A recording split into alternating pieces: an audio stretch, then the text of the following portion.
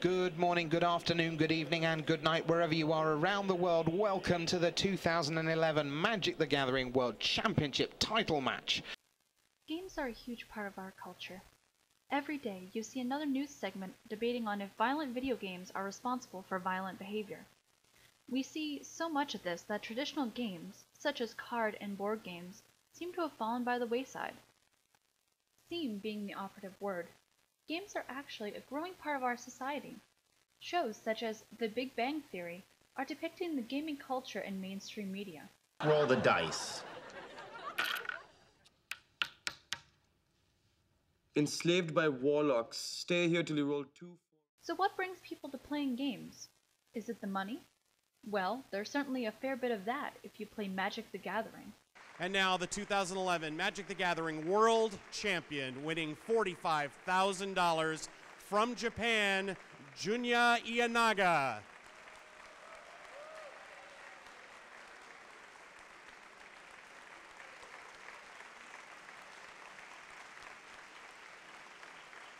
Once again, your 2011 World Champion, Junya Ianaga.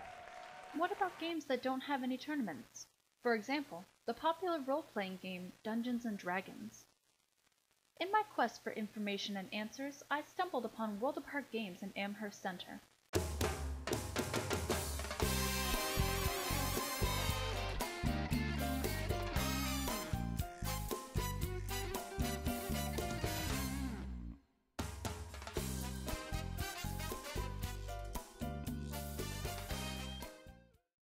I interviewed the owners to find out more about this interesting establishment. We're actually basically a hangout spot for gamers and people who like to hang out with gamers. Worlds Apart is a non-profit, volunteer-run organization. We are structured as a co-op run entirely by our members, which is entirely volunteer staff. Hold on, a co-op? What's that? Co-op in this case is structured like a food co-op. It's a corporation where every member or every owner has one share and all shares are of equal value, so everyone has equal ownership in the organization. Basically what it means is that everyone who's bought a membership, either with hours of work or with money, has voting rights at bi-monthly meetings. Well now, that's interesting. What's also interesting is that they host events every night of the week. I had to know more. So the Magic events are really popular, to the point where we practically have to rearrange our store every time one happens because the inventory is in the way of the people gaming. D&D and Magic are definitely the two most popular games out there. Magic the Gathering definitely drives our sales numbers to a large amount. It is a lot of our events run in that, and the card game has a huge following, so it gets a lot of people and there's a lot of sponsorship for events. Well, we often get overrun by Magic players, and it often looks very crowded and noisy. If you come back on pretty much any other day, you can sit down and relax with cool people and learn how to play pretty much any game you want.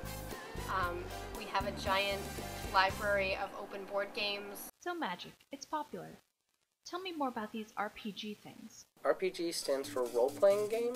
It's sort of like a cooperative storytelling game where you have a dungeon master and players, and Dungeon Master runs the game, which takes the form of a story, and the players are the characters in that story.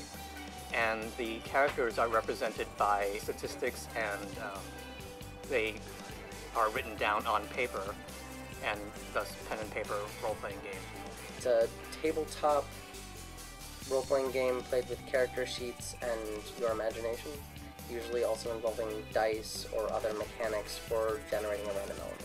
The game that I'm currently in runs once a week.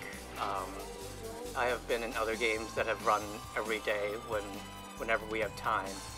And it's usually up to the players and the game master to decide how often the game runs. Well, I was lucky enough to find a D&D player. So now that I've dragged Sue away, let's get inside his head a little. When did he start playing, and why? All of my friends were playing it, and so I decided to just to join in with them. What keeps me coming back is I enjoy the different roles that I can take within the game itself. As a player, I can explore the mind of the Dungeon Master and kind of see the world that he has constructed. And also, when I am the Game Master, I enjoy constructing worlds for the players to explore and basically letting them reside in my mind for a little bit.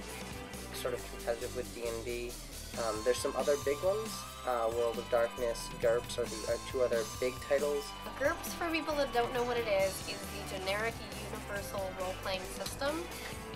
It's put out by Steve Jackson Games, who also put out things like Munchkin and pretty much everything ridiculous you could ever think of, like Illuminati, and Hackers and Space Pirate Amazon Ninja Cat Girls. Yeah, those guys. So what's the deal with all the board games here?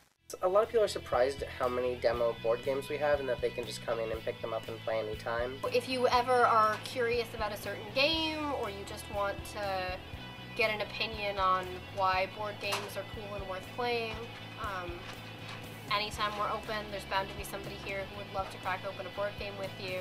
Usually people are really excited when they find out how many board games we have and that they can come in. There's usually someone here willing to sit down and play a game with them. There's hundreds of them to choose from. We're always willing to teach people the games they buy, so that can be a lot of fun. Not everyone realizes that they can come here and play the game. So any closing thoughts? D&D is probably one of the most social games